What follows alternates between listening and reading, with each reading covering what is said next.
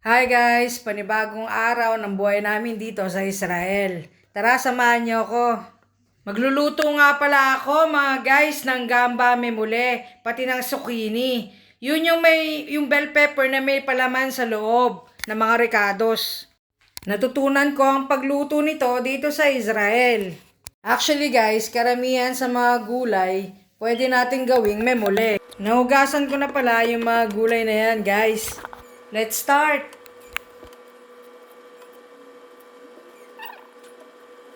Let's chop the onion and the tomatoes. Ganyan, no, 'di ba? Feeling chef 'yan. Siya na guys, sa mapurol na kutsilyo. Bibili na lang ako ulit. Ayan mga guys, nahiwa ko na pala yung mga gulay.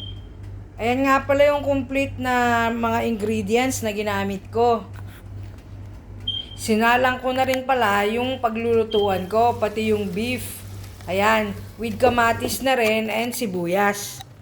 Ngayon naman, kakayudin natin yung loob ng zucchini. Yan, ganyan guys. Isama nyo rin pala yung kinayudan nyo doon sa pagluto nyo yan.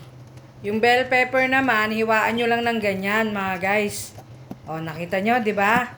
Wala na siyang laman sa loob. Ngayon naman, isa lang na natin yung kamatis at sibuyas. Pati na rin yung pinagkayudan natin na zucchini. Ilagay na rin natin yung ground beef.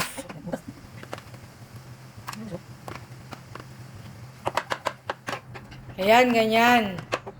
Tapos, imekos-mekos na natin yan. Hayaan lang nating maluto. At ayan guys, luto na ang beef. Ngayon naman, ang gagawin natin, ilalagay na natin isa-isa yung mga ingredients. Nagdagdag lang pala ako guys ng konting kamatis, pati ng zucchini dyan. Naglagay na ako ng nor. Konting turmeric, konting paprika, konting pepper, and then konting dried grapes. Tansya-tansya lang guys. It's up to you guys kung gaano karami yung gusto nyong ilagay. Naglagay din pala ako ng konting tomato paste guys. Hindi na ako naglagay ng salt kasi meron namang nor. Then, maglagay din tayo ng konting tubig.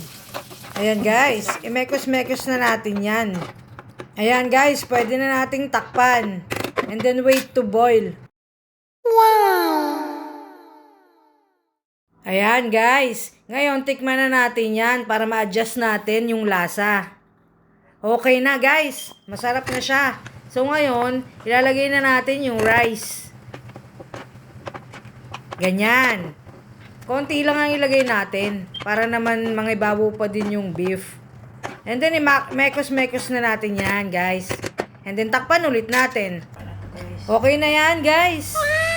Ngayon, pwede na natin siyang ilagay doon sa bell pepper at sa zucchini.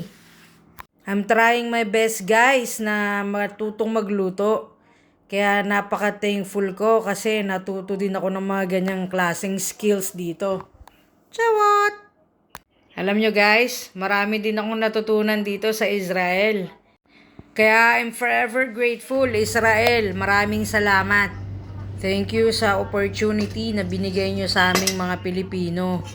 Napaka-blessed ko kasi isa din ako sa napiling makapag-work dito sa Holy Land. Nakatungtong ako at nakapag-serve dito sa bayan ni Jesus Christ. Sobrang thankful din ako sa mga naging employer ko at sa current employer ko. Kahit nasa Amerika yung anak ng employer ko ngayon, sobrang supportive siya sa akin. That's why I'm very thankful. Okay guys, ayan na. Ngayon naman magluluto ako ng sauce. Para dyan natin i-steam yung memule. Ayan, ilalagay ko na yung bell pepper at saka yung zucchini.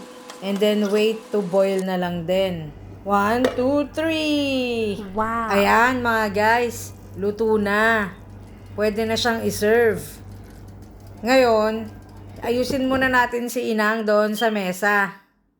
Tara, samahan niyo ako. Huhusgahan na ni Inang yung luto ko. Ay, yפה!